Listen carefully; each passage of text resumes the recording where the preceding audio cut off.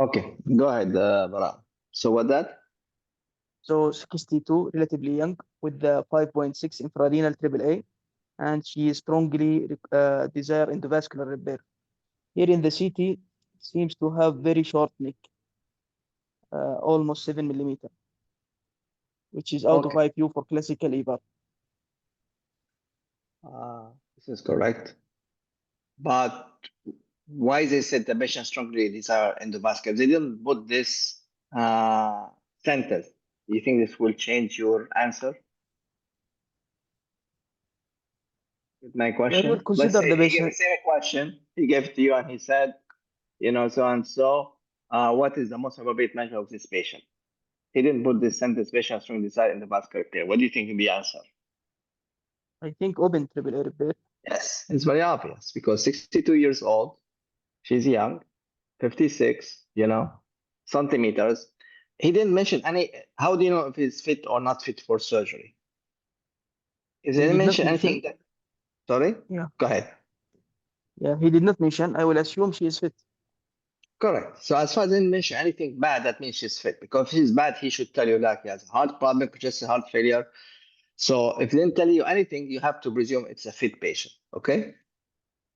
If he Yes, didn't say it frankly, or if he didn't mention something against it. So 62 years old, 5.6 centimeter aortic aneurysm. It's a female, and CT scan showed a short neck. I think best treatment is surgery. But he wanted to push you for endovascular, so he said patient strongly desire endovascular repair. Okay? The most yes. appropriate management for this patient. This is a bad question because even though she desires endovascular, it doesn't mean that EVAR is the most appropriate management for this patient, correct? Because surgery is the most appropriate, even if she patient wants it, because we don't do surgery according to the patient desire, right? We do what's the right things. But again, this Yes. is typical of question exam. It's not a practical life. But okay, so he wanted to do endovascular. So he said, don't think about, open repair. And 7 millimeters. So 7 meter, as you said, it's out of IQ for EVAR. Okay. So let's see what option he gave us. Let's go one by one and see if it's correct or not. Let's say this one by one. Open repair.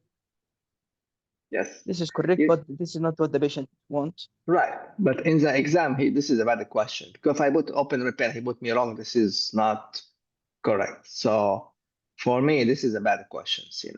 Because if somebody put open repair, I should not mark him wrong because it's still open repair. Each patient wanted the vascular, I think open repair is still the best treatment. But again, we just have to answer what they want us to say. So he said open repair is not because patient wanted the vascular. So let's next one. Infrarenal endovascular aneurysm repair EVAR with a commercially available device with fixation based on the aortic bifurcation. You know what Again, we call even this? the aortofix. What's the name? Aortofix. Correct. Yeah. Or can it was too called before to a different name called endologic before. Now it's aerofix. Why is not a good? I mean, it's a good fixation because it's fixed in the aortic bifurcations. So why is not a good choice? Very high risk for type 1A indolete. Why? Even so, sitting on the bifurcations, no place to move because the problem was this is the whole idea from this kind of device sitting on bifurcation. They cannot move down. And all our EVAR, the bifurcation is too high that they move down.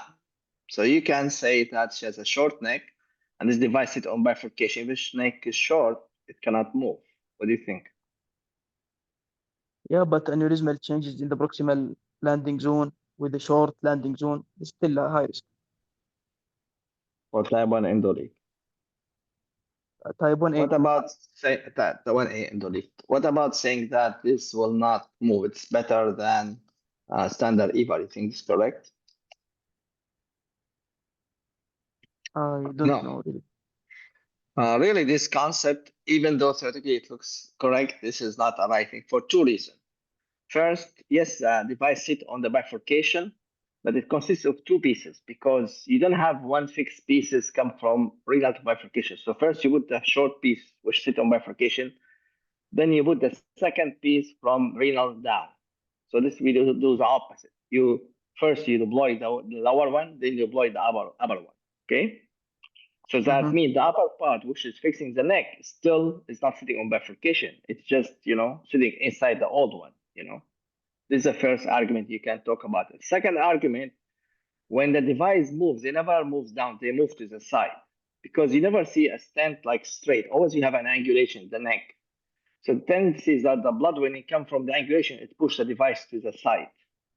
So if you can see when the people get type 1 indole, even though they are fixed in the iliac, you see always the device when move to the side, that is why I get type 1 indole.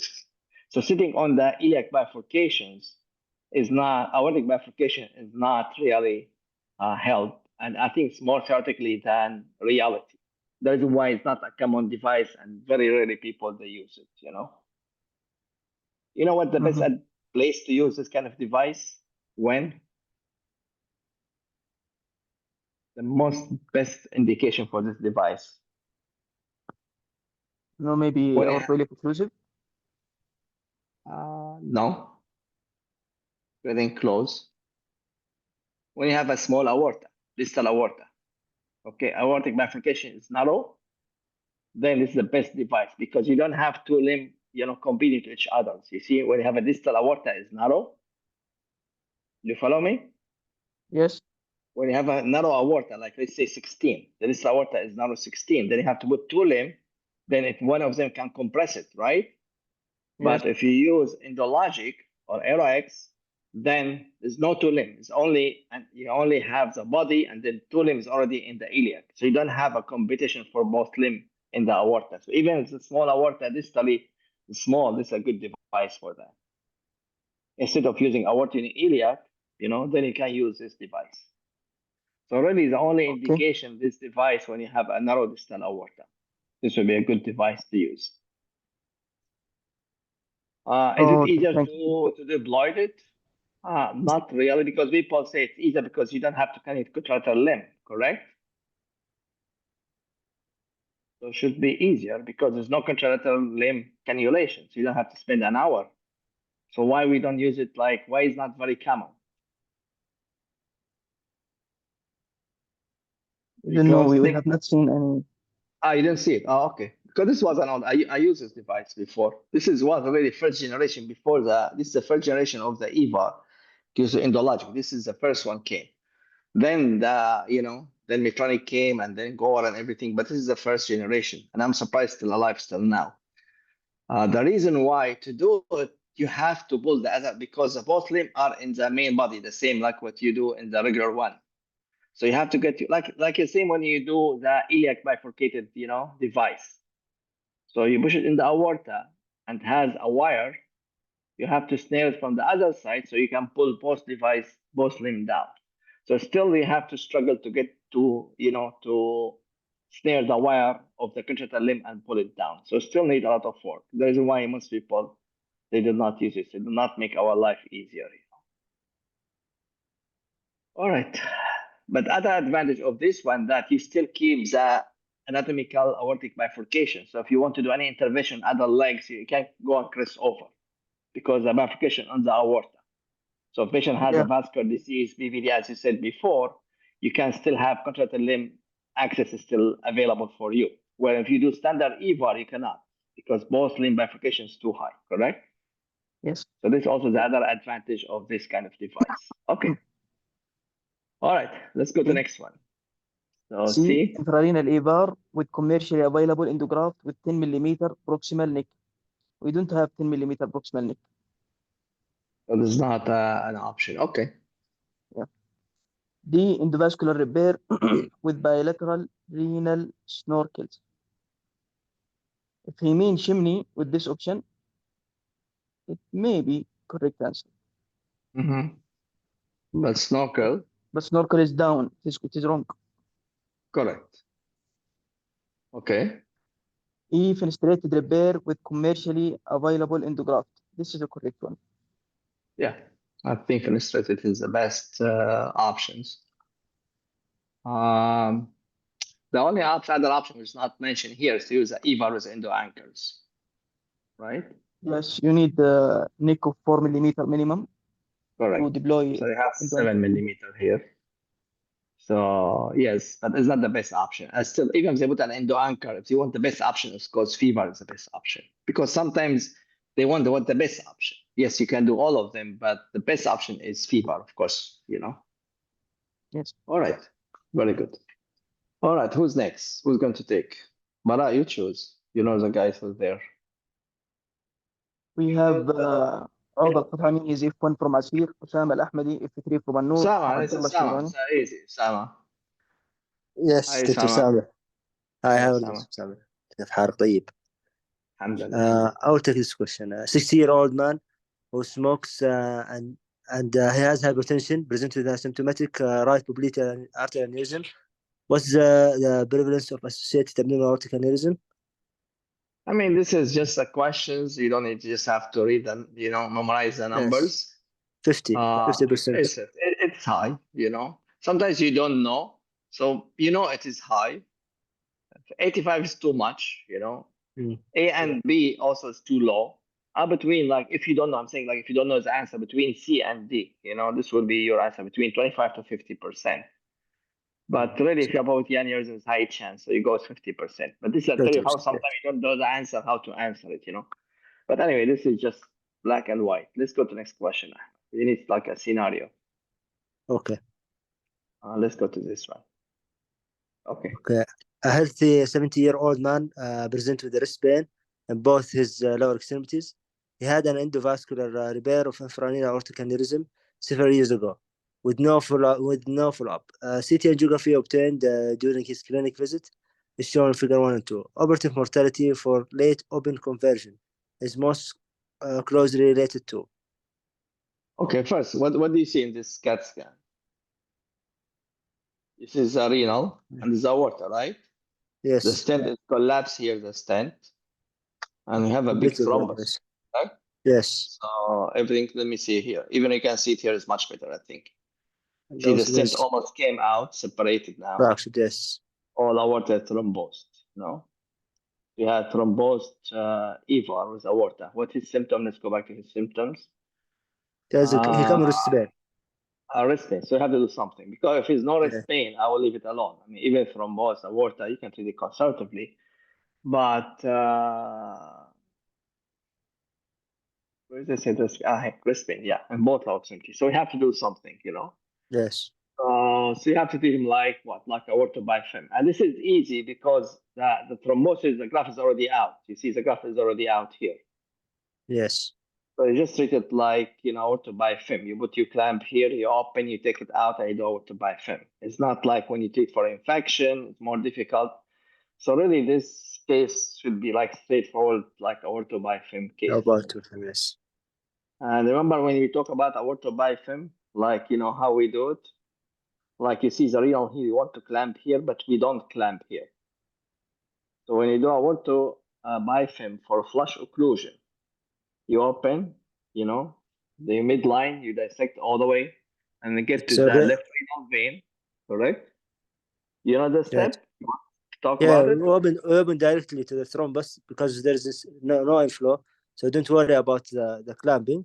Then you will do proximal anastomosis. Then you do thrombectomy through the graft directly. No, I don't. I mean, yes, you can do it, but there's a better way. And the second thing, did you clamp the aorta or not? If you are opening through the yes, I don't clamp the aorta because I'm opening the thrombus directly. Okay, but the question, you open the thrombus and thrombus came out, and suddenly you have a blood flow. How are you going to stop it? And you don't have a clamp. Because what happens, sometimes the thrombus, the moment you open, because the high pressure can push the thrombus out, and suddenly you have a bleeding. You see? Better to prepare a proximal control first, then start opening the. Correct. So it's exactly what we do. First, mobilize the left renal vein, because you want to control suprarenal, okay? And then you need to dissect between the renal and the SMA. You dissect, you prepare the aorta for suprarenal clamping. And you put your clamp there, but you don't close it. But you have to put your clamp like ready, okay? And then you dissect below the renal. Below the renal, you dissect to get the neck. And also you put a clamp, but you don't close it. So you already have a clamp above and you have clamp below already. Then you open the aorta. And when you open the aorta, you have to open really far, a bit down, because you want to leave a space to put your infrarenal clamp. If you open it very close to the renal, then even after you take the clamp, you can put infrarenal clamp, because you want to put infrarenal clamp, not suprarenal clamp. So you have to imagine where you're going to put your clamp infrarenal and get away about 1 centimeters, and then you open the aorta. And then you do endarterectomy without clamp. Before we do that, also, you have to put a vessel loop around the renal, because when you start cleaning, always chance this clot can go to the renal artery. So better to be on safe side. So you put a vessel loop around the renal artery. You prepare the clamp for suprarenal and infrarenals. You give full hebronizations. Then you tie the renal first. This one, I tied the renal first, and then I open the aorta below the clamp. And then you clean up this area. Okay. And then once you see blood coming, then you apply your suprarenal clamp. And then you clean it up from inside. Then you flush it multiple times, be sure no clot left. Then you flush both renal, nothing went to the renal. And then you move your clamp to infrarenal. After you move your infrarenal clamp, then you continue, become easy, like infrarenal, like normal aorta biphim bypass. All right, guys, did you understand the Yes. step? Yes. Any question? Any question from anybody? Yes, Dr. Samir. Okay. Any rule for the axillobiphim for this patient? Yeah. Not a bad option. Let me see. How old is he? 70. Yes, why not? I don't know if they give it to you or not, but yeah, we're discussing. Yes, you can do it. If patient's high risk or something like that, yeah, you can do aorta biphim. Why not? Yes. So in the exam, you can give other options. Because he's 70. He was like 50 or 60. No, I prefer the aorta biphim, but he's 70. If he's high risk, whatever, heart problems, I think unless if he's good candidate, I still think aorta biphim is better, because you see with aorta biphim, you don't see hemodynamic changes like what you see for AA. You know why? It's not much stress. Aorta biphim is not much stress as AA repair. Anybody know why? On the heart, not much stress on the heart. Because it's already occluded, sir. Correct. So it's already occluded, so you don't have to worry. So when you clamp, you're not putting any extra stress on the heart. It's different from the EVA, from AAA.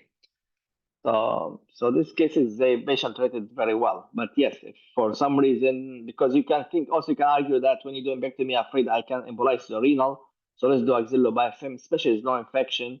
So yes, it's not a bad option also. All right, any other question? All right, let's get to the answer, Osama. Let's see one by one. Here's the okay, question. the They're question. asking about the highest mortality. Yes, Operative what's mortality related? for late. Yes, let's go through one by one. Okay. First one, elective versus emergent operation. This is correct. Yeah. But B, presence of suprarenal fixation. It will not make any difference. Presence of concurrent endoleak. Oh. Also. Well, so it's not a big deal, because going to suture from inside doesn't make a difference. It not prolong your case, it not make your surgery difficult.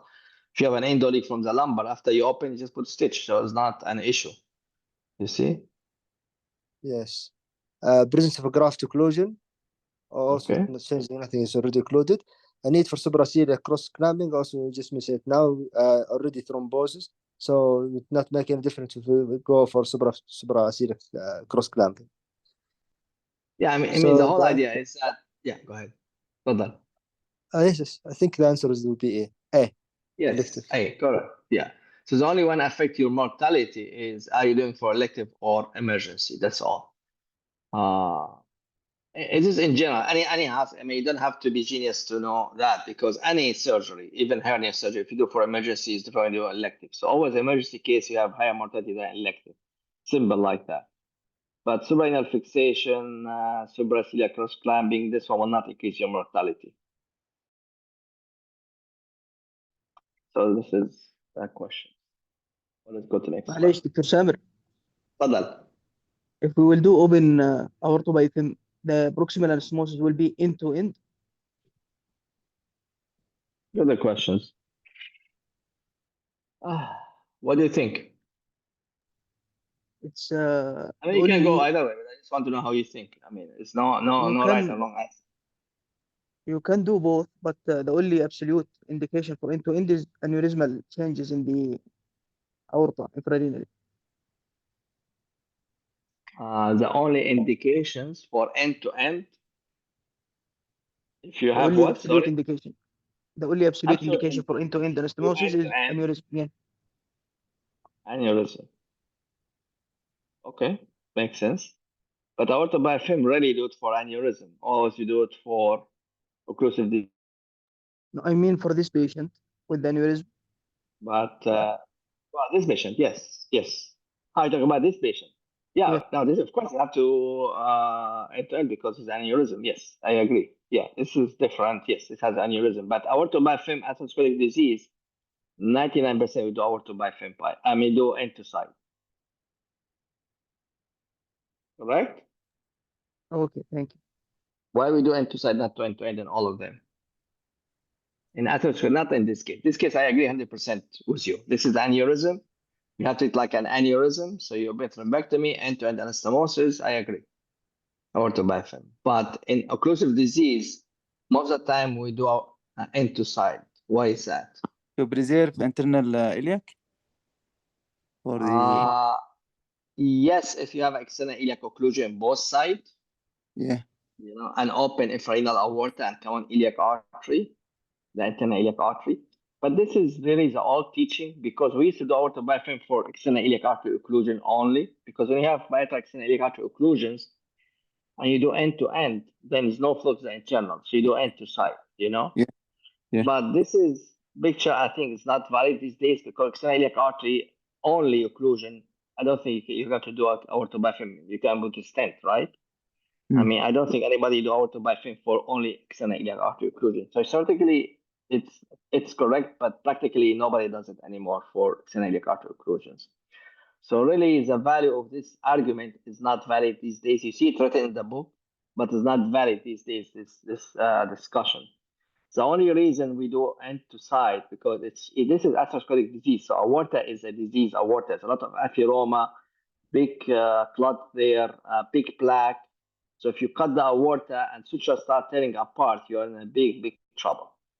So to be on safe side, always you do end to side. It's safer, it's more control, less chance of problems, you know. And hemodynamic, nobody showed that end to side or end to end is difference in the hemodynamic. So why take a chance? Because the moment you cut the aorta completely, then you have to fix it. And if you start fixing, and sometimes you see the aorta tearing apart because the plaque, calcified plaque, tissue is very fragile, then you'll be sweating in the OR. You'll be in big trouble. So for atherosclerotic disease, always guys do end-to-side anastomosis. For aneurysm, yes, end-to-end anastomosis. Any other question?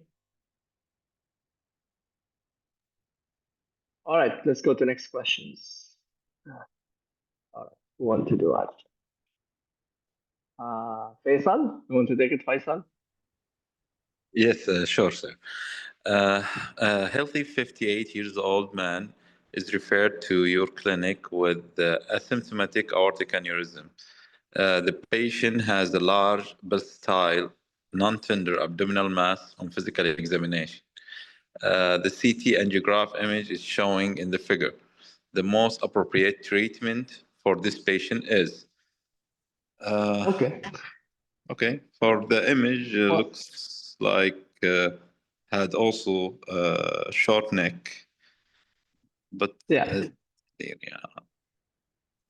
Well, let's go step by step. First, the healthy, correct? 58. yeah, he's a 58 year, yeah, And healthy. a healthy the patient. moment, Yes. right, the moment you start reading the question, healthy 58, it's like telling you indirectly go to open. It's like by default, you know. The moment he starts telling you it's a healthy 58 years old man, you know, they try to tell you to go to the, you know, because in the vascular, he doesn't become very specific. He can tell you 58 years old man, so and so. But when he put a healthy, like specific, it's just like by default, he want to push it for open. This is the first trick, okay? Yes.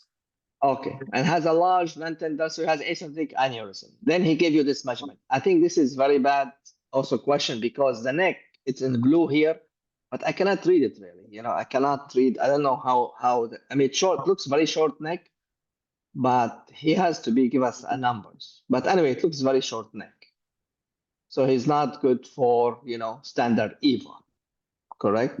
Yes, agree. So then the second question will be again chimney, fever, or open repair. But because again 58 healthy, and they want the most appropriate treatment, So I think this one will be what? You're gonna go straightforward, open. Yeah. Yes. Open repair. This is before I even answer the question. That looks for me, it's like short neck, healthy guy, 58, asymptomatic, and it's not like inflammatory or something like that. And it looks straightforward. You just even put a tube graft. So I think open repair is the best option. Let's see what they said here. Let's go on one by one. Okay. A endovascular EVAR. So no, disagree with this. Because the neck is short. Because the neck is so short. Okay. B open aortic aneurysm repair. Yeah, Okay. this is the correct answer. C Okay. fenestrated endovascular aneurysm repair. Our Okay. patient is a healthy man, so we're gonna go with the open. D endovascular repair with using of endo anchors. Also, we didn't mention the side of the neck. This is one. The second thing, also, a patient going with open repair, as we said, is better. E chimney, snorkeling, endovascular aneurysm repair. Same reason. So B is the correct answer. Correct. B is the correct answer because the most appropriate. But really, let's go one by one over them, EVAR for sure. The problem I see, I don't know how the neck here. See, it looks like a zero neck for me. They didn't put any numbers. So for me, it looks like there's no neck, But again, he should give me the links. But anyway, let's say it's no neck. So EVAR will not work. Fenestrated, even fenestrated, you have to have a neck infrarenal. You cannot do fenestration without neck in the renal. You follow me, guys? If you go to IFU for fenestrated graft, you need at least 4 millimeters neck below the renal. Why is that? For the fenestration to work. If you don't have fenestration, you don't have this neck, then what you do? You do the branch. Okay, because the aorta in the renal will be very wide because there's no neck. So the difference between fever and PVAR, fever still need a neck in infrarenal, even like 2 or 3 millimeter neck, you still need some neck for the device for the fenestration to go to the renal. If the renal coming from the aneurysm, then fever will not work. Then you have a branch, correct? You follow me, guys? The difference? I mean, this is important point. I'm trying to emphasize it. The difference between fever and PVAR. Fever, you still need an infrarenal neck in IFU, and I think it's about 4 millimeters. If you don't have a neck, the renal coming from the aneurysm, then it goes at PVAR with a branch. Okay, that's why he put a fever. He didn't put a PVAR. He put fever. Endo anchors also at least you need 4 millimeter neck with 10 millimeter, as we talked before about sealing zone, which we don't have it here. So endo anchor will not work in this case. Chimney need 4 millimeter neck. Even chimney, you need infrarenal neck about 2 millimeter, about 2 to 4 millimeter. So you see, so all of them, even for endovascular, is not the best options, So really, is the best option for this one either open EVAR or you do a branched EVAR, not the fenestrated. I have a question here, sir. Yes, regarding the chimney, we know that it needs some support to fix the graft exactly, so we can apply the chimney. But the fenestration can be done the loop itself, that's going supporting the graph by itself, and it can be holding itself from the above the renal vein or the normal side of the fenestration. So why exactly I need the 4 millimeter below the renal to hold it? Okay, it's a good question. You see, you have to understand the difference between fever and fever. Fever, you need a neck just to tell me that the aorta and the renal is normal in size. That's why I need a neck. If there's no neck, then the aorta and the renal is dilated, you know? Mhm. It's big. Then the aorta coming from the renal is coming from the aneurysm, correct? Yes. Okay. So that means when you put a stent, there's a big space between the fenestration and the renal. So you have to, it's not like next to it, you know? Yes. See? And fenestration, nothing to hold it. It's just a hole. If you think, you follow me, it's a hole. Yes. So if the stent is long and a piece of the stent is flying in that the aneurysms, this can come out very easy from the hole. Okay. Okay. It's a branch. The branch is long, about 2 centimeters long. So this will hold even in the stent in the sac, but the branch holding the chimney or the cover stent. You follow me? Yes. Yes. Yes. So the fever will work only if the aorta attaches it has to attach to the tube. There's no space between the fenestration and the aorta. And this will never happen unless if you have a neck below the renal. If you have no neck below the renal, then the aorta, the graft will be away from the renal. Then you have this space, empty space. So if you put a bridge, this will come very easy because nothing hold it in the fenestration. It's just a hole. And it's very easy to come when the renal, because kidney move Get it. with Get the respiration. So it's very easy for this one to come off. Okay? And this is Okay. important because people they think fever and beaver are the same. No, it's completely different IFUs. Beaver and fever, it's completely different. Okay, sometimes you can use both. Yes, some device you have like 2 branch and 2 fenestration. Like let's say it's type 5. Type 5 aneurysm, thoracoabdominal is above the renal. So and the renal aorta is normal. Then at this situation, you use 2 fenestration for the renal and 2 branch for the celiac and SMA. So you have a device which is combined to fenestration and branch. So all depend on the anatomy. Okay. Any questions? All right, let's keep going.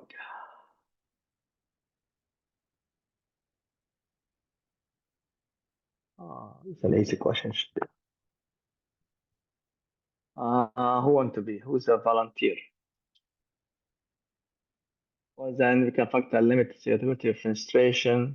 Here we are. So we're talking about it. He came, huh? The same. You can ask Faisal. It looks related to the previous question. You can answer it. Okay. Number 5, the anatomic factor that will limit the suitability of fenestrated endovascular repair of abdominal aortic aneurysm using the current commercial available FDA approval stent graft is. Okay, as we said here, A, Yeah. infra-aortic neck need 4 millimeter. This is correct because it's related to the if you've used the fenestrated. Right. B, angle less than 45 degree relative to the long axis of the aneurysm. Okay. I don't know actually this one. The angles. C, Even if you don't know, look, Faisal, even if you don't know, in general, anything less than 60 is acceptable. Even if you don't yes, know. yes, It's yes. very simple. Even though any angle less than 60 is acceptable. Doesn't matter. Long axis is suprarenal, infrarenal angle. Anything less than 60, 65 is acceptable. So as less than 45, I think it's acceptable. This was an Okay. IFU. Yes, sure. C, angle less than 45 degree relative to the axis of the suprarenal aorta. Also, degree is less than 45. 60 is acceptable. D, ipsilateral iliac landing zone, 80 millimeter in diameter. Yes, 80 millimeter. It can be, yes. E, main renal artery 7 millimeter with bifurcation 12 millimeter from the origin. No. Yes, yeah, correct. Because the stent, the branch, or whatever the fenestration, the stent has to go at least 2 centimeters inside the artery. So here you have only 12 millimeter, because of that you have bifurcations, right? Yes. So 7 is okay. So size is okay, 7. The lowest size is 4. Less than 4, you cannot use fenestration. Okay, so the minimum size should be 4. And this is 7, which is good. So the diameter is okay, but the problem is the distance. We have only 12 millimeter. Very short. 12 millimeter, this will come off. This is very short. So it needs at least 2 centimeters. So the reason why this is out of IFU, you cannot use it with this one because of the bifurcations. Okay? Yes. All right. Any question about this one? Just an IFU for fever. So just to summarize for the fever, sir, the indication we need it or the IFU for fever, we're talking about the neck, 4 millimeter, and angle as EVAR. And we're talking about the landing zone, we need 20 millimeter. This is some of them. There is more. I mean, guys can review it. Also, the aorta should be between 19 to 30, the neck. Mm-hmm. You know, maximum you can go 30. Iliac, you can go to 21, because the largest one we have 24, so 21 is acceptable. So you can go up to 21 in the common iliac diameters. What else? Angulation, we talk about angulation, we talk about the infrarenal neck. I think this is the major IFUs. Yes. Aorta should be 19 to 30, and common iliac up to 21. I think like 24, 25, common iliac is too big. You cannot use fever. It's too big. It's like aneurysm now. Okay. And again, the branch has to be at least 4 millimeter diameter and 2 centimeter in length, at least. Okay. Yes. Yes. Okay. We can review them more if anymore, but this is what I can remember. But if you have more, you can go and review it for the exam, you know. Sure. This Thank is you. what I remember now. Yeah. All right. So let's go to next one.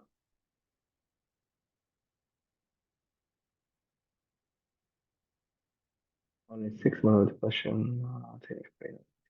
Okay, endo ankles. Talking about endo ankles. Abdullah, you want to take it, Abdullah? Yes, sir. The most appropriate use for endo anchor as an adjunct technique to repair infrarenal aortic aneurysm is A. Prevention of type 1A endo leak in patient with aortic neck thrombus.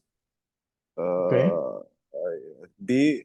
Prevention of type 1A endo leak in patient with calcium iodine aortic neck. C. Prevention of type 1A endo leak in patient with the short neck anatomy. D. Treatment of type 1 endo leak in endograft with the infrarenal but not suprarenal aortic fixation. E. Treatment of the intraoperative acute and delayed type 1A endo leak for parallel graft. Okay. Well, let's talk about, before you answer, let's go talk about endo ankles. Okay. You know, it's completely, it's a different topics. You know, guys, endo ankles, I'm sure, I don't know if you saw cases or whatever, you know. We use endo ankles to treat type 1 endo leak. It can be used as a prophylactic or treatment. Prophylactic, like patient has no endo leak, but like patient has a short neck, or you can use it for patient, like some people, because young people, because they need to give them like a long repair, strong repair, lasts for many years, so they get any dilatation, already have an anchors. Sometimes patient, you are afraid he may last for follow-up, so you give him good endo anchors. So there's a lot of indication for prophylactic. Why we don't use it a lot? For 2 reasons. First, because it's expensive. The price is equal to the 1 limb of the EVA. So it's about 20,000 riyal, the ankles. So it's not that cheap. And the second thing is that it has other problems. The problem with endo ankles is that if you got an infected graft EVA, it's very hard to take it out because the ankles, you know. So this is also have to keep it back in your mind. So most people, they don't like to use as prophylactic unless if you have like a bad anatomy, short neck, angulations, then I use it. But if patient has a nice long neck, I don't like to use it. So this is a prophylactic. Then you have the treatment. You have two types of treatment. We can use it for type 1 endoleak happen during the surgery or type 1 endoleak late type 1 endoleak. Acute type 1 endoleaks that happen after you finish your EVAR, you see type 1 endoleak. This is the best time to use endo ankles. If you do it for late in type 1 endoleaks, the result is not good. Like if you use it for acute type 1 endoleak, you can about 96% you can get the endoleak stopped. If you use it for late type 1 endoleak, then your success goes down to 70% only. Does anyone know why? Why is the late endoleak success less than acute type 1 endoleak? Because of change in the diameter? Yes, because the ankle is only 3 millimeter length. So if you have acute acute type 1 endoleak, the aorta is still next to the graft. So if you put endo ankle, will be penetrated. When he came with type 1 late endoleak, the neck is already dilated and separated from the graft. And usually dilated more than 3 millimeters or 2 millimeters, then you cannot use them. So when they come late, most of the time the aorta is really far from the graft, more than 2 millimeters. So it's difficult, then you cannot use it. Whereas in acute, it's still there. You don't have dilatation yet because it just happened now. The reason why the best time or the best success when you do it for acute type 1A endoleak. Okay. The contraindication, two things: calcification, because this prevents the endo ankle from going through the wall, or you have too much thrombus. Because if you have a thrombus, then the ankles will go through thrombus, will not reach the wall. So this is two contraindication: a lot of thrombus or a lot of calcification. Then you cannot do endo ankle; it will not work. Devices they use with all devices is no different. You can use it with the core, Medtronic, Cook, suprarenal, infrarenal fixation, it doesn't matter. So it can be used because they tested with everyone. Parallel graft, yes. Some people they use it to treat gutter leak. So even with a parallel graft, you can use it to treat the gutter leaks. You know, you can go around the graft. You see where the graft, the parallel graft, you see where the gutter leak, and you just got your ankles. Okay. Dr. Saber, what do you mean by parallel graft? Idea. Sorry. What does he mean by parallel graft? Chimney. Sorry, chimney. Yeah, parallel graft is chimney or periscope. And parallel that means chimney or periscopes. Anytime you see parallel graft, that means chimney or parallel. And it's Shiva, chimney. Because they came up with a new stent called Altura. It's a double tube stent, like long kissing stent for aneurysm. Shift Andorra, long Altura, stent. Yeah. This is the worst one. Don't use it. This one has two, right? Too long, correct? Yeah. Yeah, what's the problem with this one? Why you should not use it?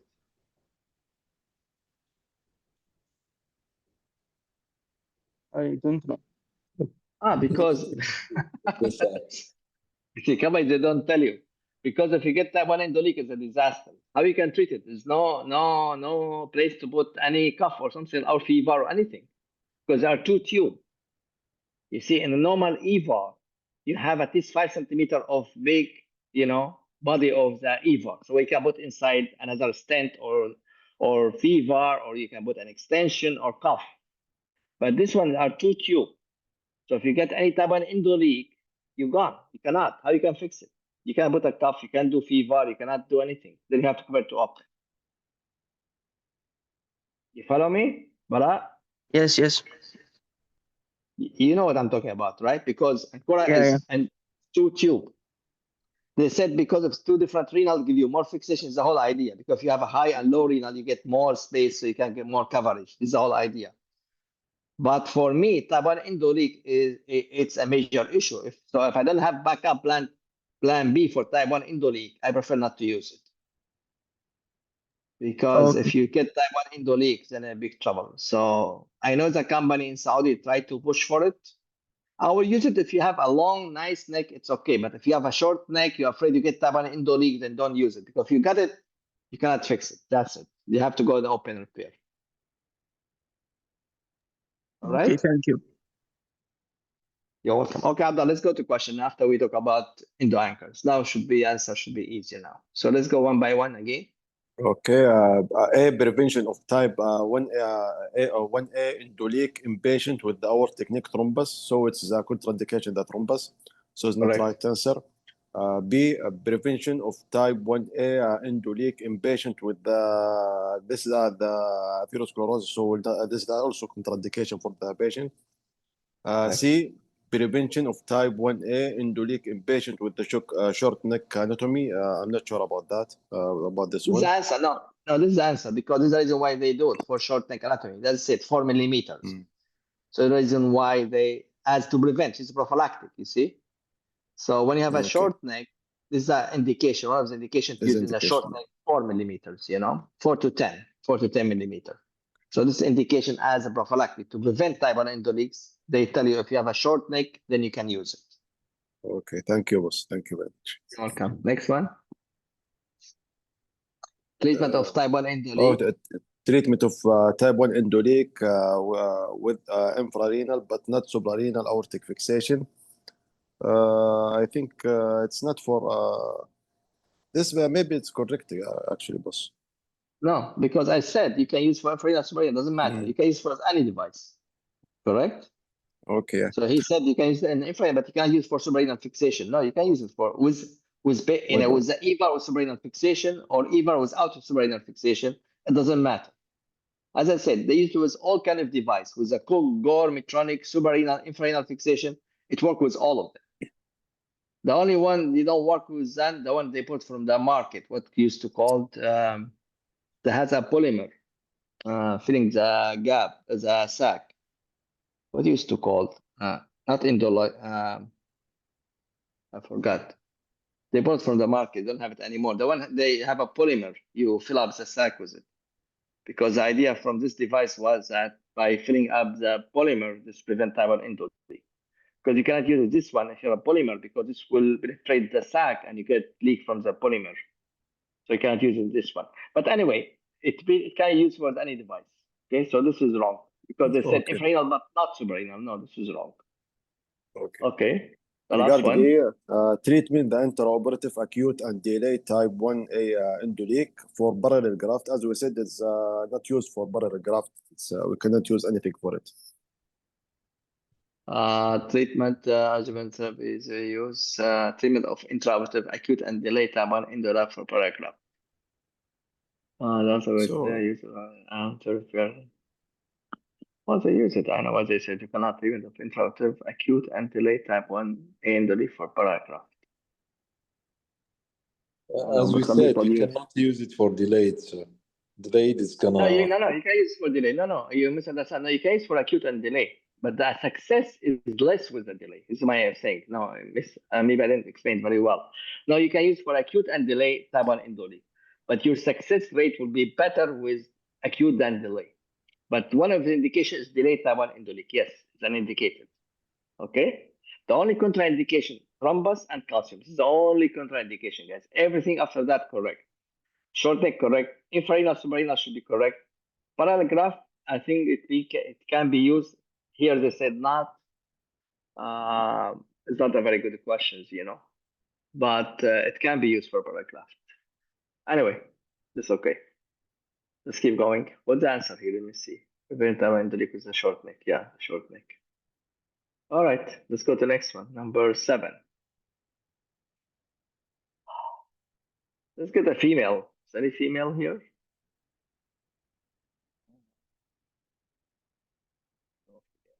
أحمد؟ No female يا دكتور سامر. ليش ما في فيميل؟ نعم كان موجودين. يلا ما في مشكلة. أحمد حبيبة. Hello, Dr. Sam. Yeah, hello, Ahmed. You want to take this one? Yeah, okay. Yeah, let's take it. 77 years old woman who is a heavy smoker and multiple comorbidities is being evaluated for fenestrated and or branched endovascular repair. For her 7.1 centimeters walk abdominal aortic aneurysm. There is a significant amount of thrombus. The aortic wall thrombus is associated with increased. Okay. So just so it's a lot of thrombus. Yes. So when you have a thrombus and you do any endovascular, you have a chance of what? Of, Atheroembolism. yeah, embolization, right? Yes. So it's a simple question. A simple answer should be. So let's see what they said here. What's here? Operative mortality, cardiac complication, limb loss, solid organ infarction, late mortality. I think solid organ infarction. Yeah, that's correct. Yeah. Even though this is also, see, some of the questions not really good. Like you can argue Limb because loss can is limb maybe. loss because Yes. it may embolize to the legs, correct? Yes. So you Yes. can increase. Operative mortality, if embolize to the renal and with a renal failure, this will increase your morbidity, right? Renal failure after Yes. like aortic EVAR. Cardiac complication, I don't think so. Late mortality, I don't think so. But the best answer is D, I agree. But even C and A is not a bad answer, you know. But the most obvious is a solid organ infarction, yes. Dr. Sami, can you tell us a lot your approach to aortic thrombus? Do you Oh, conserve? boy. Yes, those are good questions. That be very careful.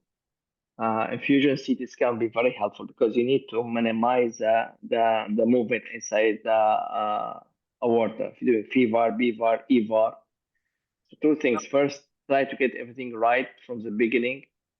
Don't do many manipulations, many wires, all the things.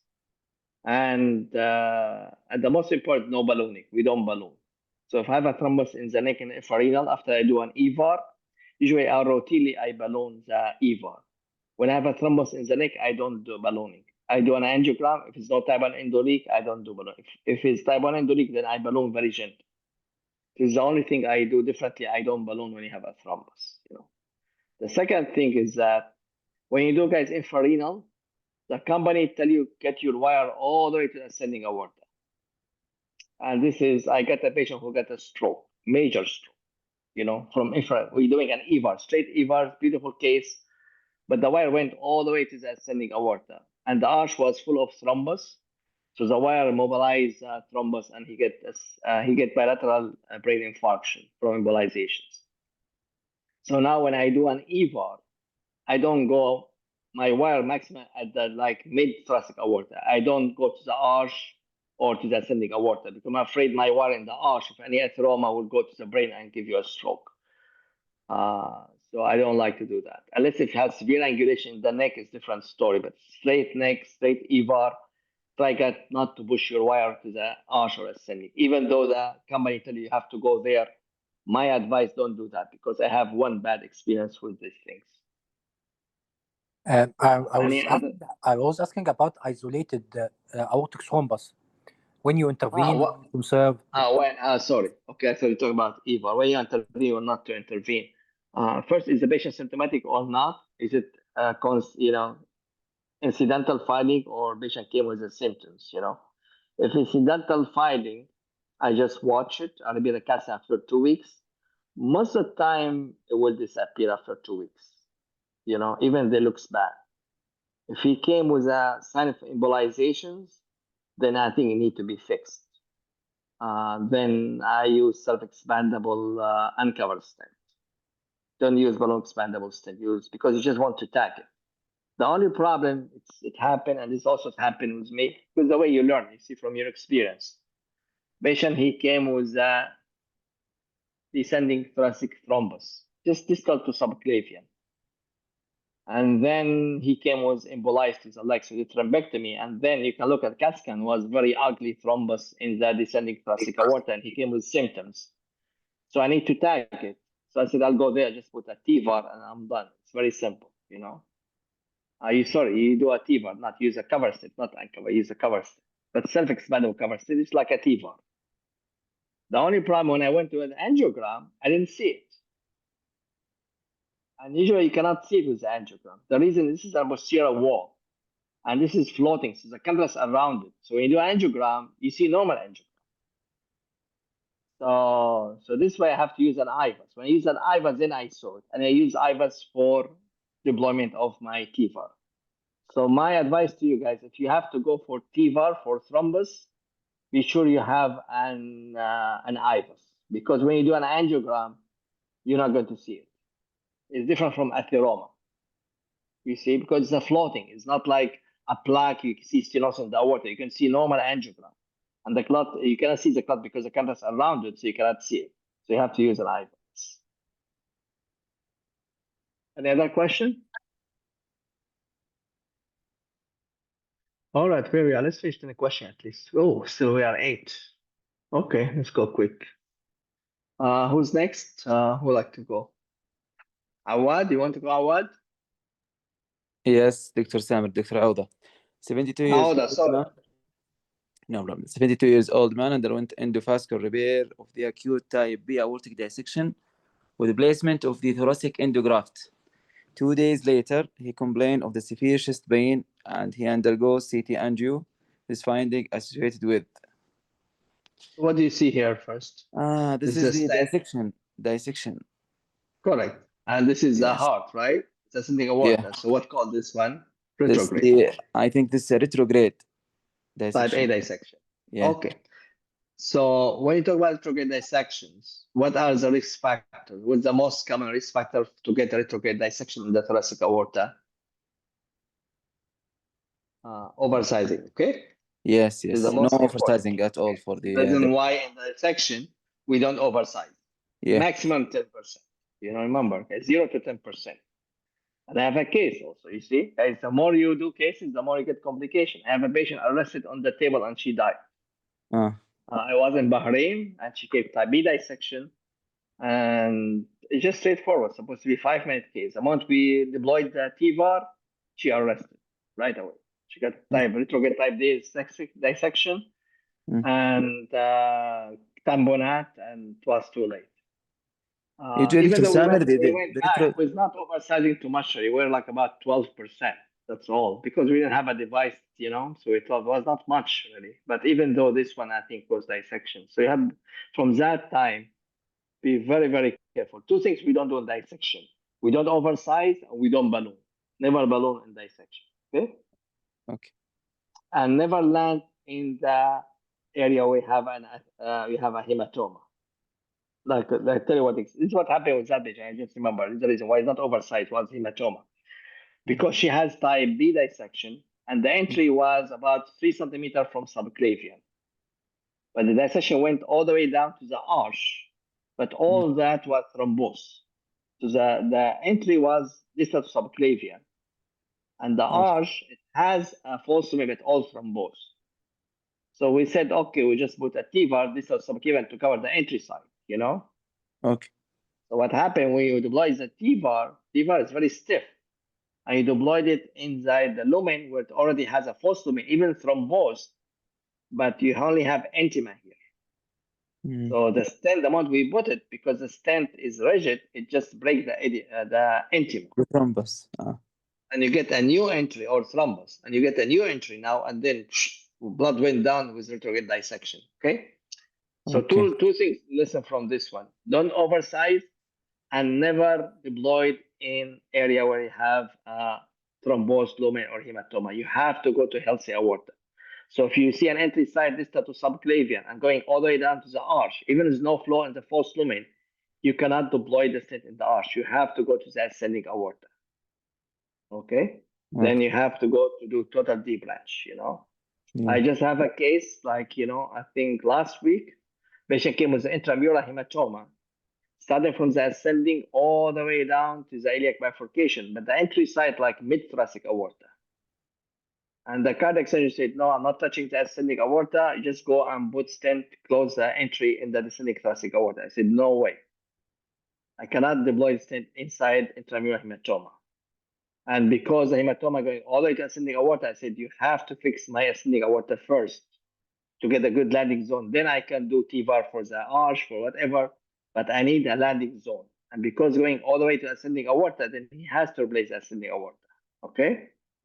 Okay. And of course, he refused. He said, no, I don't do it. Then I said, okay, then I'm not touching him. I didn't touch him. I know we did it conservatively. So my idea is that you cannot deploy TVAR in area where you have intramural hematoma. You have to be in a healthy aorta, okay? And don't oversize. Okay. And don't balloon. 3 things. And don't balloon, okay? 3 things in dissection. So let's go one by one. A, more than 10 centimeter, 10% oversizing of endograft. B, multiple endografts. C, proximal endograft stent configurations. D, proximal landing zone diameter less than 40 millimeter. And E, choose of the endograft. Okay. I think Okay, so the question, which one caused most of the retrograde dissection? I think it's A, more than 10 centimeter and oversizing. Correct. And the study showed that if you have more than 9, every 1% increase, it gives you 14% mortality. So imagine how bad is that, you know? Yeah. Every 1% increase in the oversize. So really, guys, try not to oversize in the dissection. Okay. What are the risk factors for retrograde dissection? I think also I mean, if you have the patient may underlying Marfan or something, connective tissue Correct. disease. correct connective tissue disease, this is a major risk, you know. And very Also, I have a acute. patient. I also have a patient who gets retrograde dissection. She has a Marfan, but this happened after like a couple of years from EVAR. She gets retrograde dissection from the because she has connective tissue disease. So yes, connective tissue disease, oversizing. What else? Fever in the hyperacute phase. EVAR and hyperacute phase. Less than 24 hours from the Fever. incident. I don't think increase your type A dissect, increase your mortality, may water rupture. That's why we like to wait, you know, 20 in acute stage. But I'm not sure if it increase your I know it increase your mortality, but I'm not sure if retrograde dissection. The other things is hypertension, patient hypertension. This is also is a risk factor. So you want to be sure patient is normal tensive after procedure. If you continue to have high blood pressure with a stiff, you know, EVAR, you see EVAR is stiff inside the versatile aorta, then you can get retrograde dissection. So also hypertension. So risk factor we talk about oversizing. What else we said? Hypertension, connective tissue disease. Then the more you go distal, also you get increased type A dissection. The more you go to zone 1 or 2, this increase your type A because getting more close to ascending, descending aorta. The more you go to zone 2 or 3, the less chance. So proximity to the deployment, you know, area, it also increase your dissect type A. Female also, they have higher chance of than male. There's other things you can think about it. I think that's all I can think about it as a risk factor for retrograde dissection. Okay. Any question? No. So let's go quick. You want to stop or you can continue? Let me see what's the question now. 9. Continue, please. Continue. Okay. Okay, Bala, let's go take this one. Okay. Take the 59-year-old next one. man present to the Mhm. emergency department with abdominal and lower back pain for the past 2 weeks. He denies fever, chills, or chest pain. CT Okay. scan are as shown in figure 1.3. Laboratory value show WBC of 12, ESR of 46, and C-reactive Okay. protein at 60. Blood culture positive for E. coli. Antibiotic initiated. The best treatment strategy for this patient? Okay, so what do you think he has? Mycotic aneurysm. Yeah, he's uninfected, right? Yes. What's the most important to differentiate between? But there's no gas. Why do you think, Michael? There's no gas. Yeah, he's having positive blood culture, high Do inflammatory marker, you have high WBC. do you have to have a gas to diagnose the mycotic? No, it depends on the No. organism. Correct. So gas is not an important. So it's not an exclusion criteria. When you see this picture, you see aneurysm and swelling like that because this really is confusing. Because usually when mycotic, you see it like muscle, like you see like bulging one side. This one like circular with inflammation. So Yes. this one you have to differentiate between both things. Is it vasculitis or infection? Inflammation or infection? And the problem is treated completely different. If you think this is a vasculitis, then what you do? How you treat him? You initiate a steroid before you operate on the patient. Correct. So you have to start steroid.